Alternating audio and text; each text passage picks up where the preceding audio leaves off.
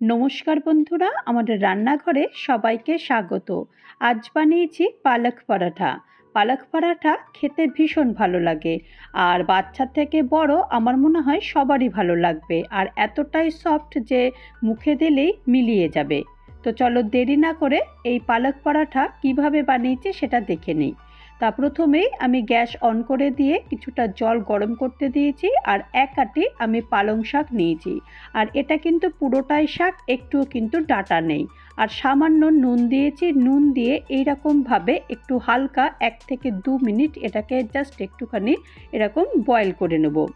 Boil করা হয়ে গেছে, আর এখন একটা মিক্সিং জার নিয়ে নিয়েছি, তার মধ্যে পালং শাকটা নিয়েছি, আর 3টে রসুন নিয়েছি, আর 3টে কাঁচা লঙ্কা নিয়ে এটাকে পেস্ট তৈরি করে রেখে দিলাম। আর এখন একটা বোল নিয়ে নিয়েছি, আর 1 কাপ আমি আটা নিয়ে নিয়েছি, আর পরিমাণ মতো আমি নুন দিয়ে দিয়েছি, আর 2 চামচ মতো আমি সাদা তেল দিয়ে দিয়েছি। সাদা তেল দেওয়ার পর আমি 1 কাপ জল নিয়েছি। 1 কাপ জল নেওয়ার পর দেখব যে যদি আরেকটু জল লাগে তারপরে আমি আরেকটু জল দেব। তো এখন এই 1 কাপ জল দিয়ে এটাকে একটা হুইস্কের সাহায্যে ভালো করে মেখে নিচ্ছি। তো দেখো 1 কাপ জলটা ঠিক হলো না, আরেকটু জল লাগবে।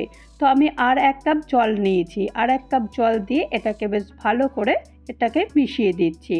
তো এখন ঠিক এরকমভাবে একটু বেশ ভালো করে মিশিয়ে দিয়েছি। তো মোটামুটি আমার 2 কাপ এটা জল লেগেছে। 1 কাপ আটাতে 2 কাপ জল দিলেই মোটামুটি একটা ব্যাটারটা সম্পূর্ণ হয়ে যাবে। আর এখন যে পালং শাকের পেস্টটা তৈরি করে রেখে দিয়েছিলাম, সেই পালং শাকের পেস্টটাও অ্যাড করে দিয়েছি।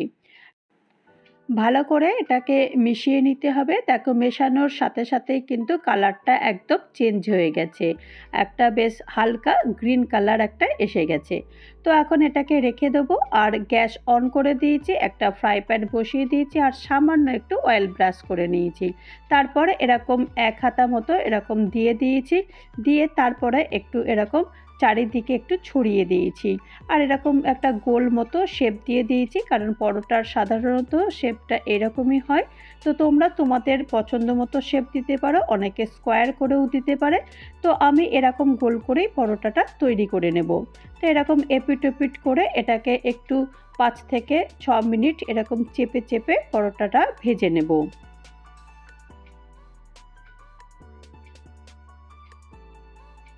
দেখো আস্তে আস্তে কিন্তু পরোটার কালারটাও কিন্তু চেঞ্জ হয়ে যাচ্ছে, আর এরকম ঠিক আস্তে আস্তে করে এটাকে মিডিয়াম ফ্লেমে এটাকে ভেজে নিতে হবে। আর দেখো আস্তে আস্তে করে কিন্তু বেশ সুন্দর কিন্তু ফুলছেও পরোটাগুলো। তো এরকমভাবেই আমি আস্তে আস্তে সব পরোটাগুলোই এইভাবেই বানিয়ে নেব। দেখো আমি এই পরোটাটা বানিয়ে নিয়েছি, এই পরোটাটা তৈরি হয়ে গেছে।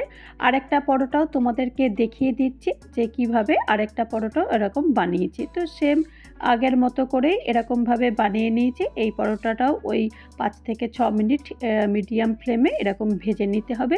তবে এই পরোটাগুলো কিন্তু খুব তাড়াতাড়ি হয়ে যায়। অনেক সময় আমরা পরোটা বানাতে ভালোবাসি না, যে আটা মাখতে হবে, আটা মাখতেও অনেকটা টাইম লাগে।